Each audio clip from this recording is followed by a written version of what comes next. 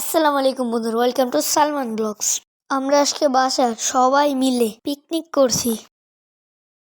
এখানে ডিম সিদ্ধ করা হচ্ছে, তাই আমিও একটু চেষ্টা করলাম ডিম দেওয়ার।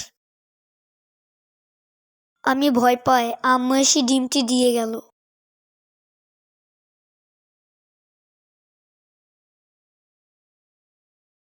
সবগুলো ডিম দেওয়ার পর সিদ্ধ হওয়ার জন্য প্রস্তুত। এখন অপেক্ষার পালা। পিকনিকের বাজার সদাই বাসার ভিতরে।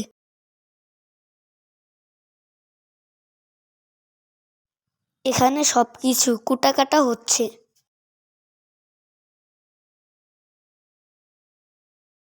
এখানে পেঁয়াজ কুচি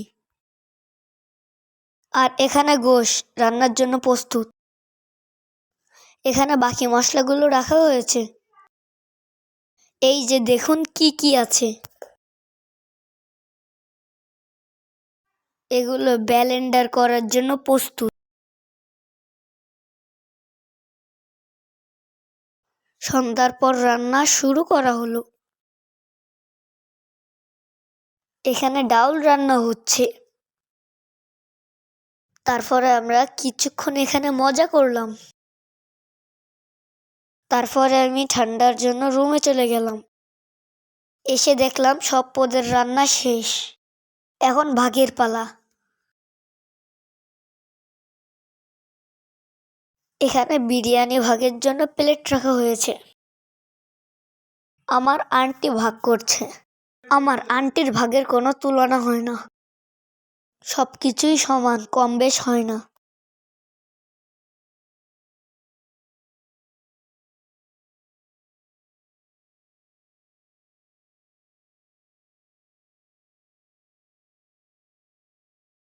দেখুন রাতের ভিউটা কত সুন্দর।